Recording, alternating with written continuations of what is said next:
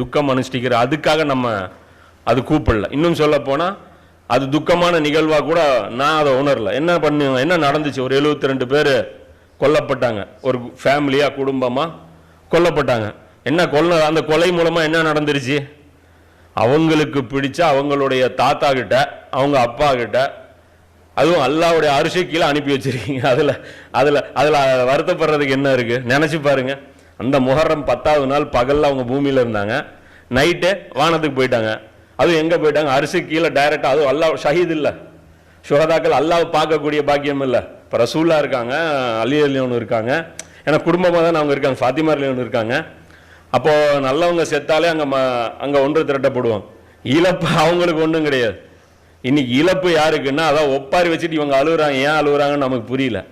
அழுகுறதா இருந்தால் அது இவங்களுக்கும் புரியல, இவங்க முன்னோர்களும் அதுக்காக உருவாக்கல. ஏன்னா இவங்க சிந்திச்சு பார்க்கணும்,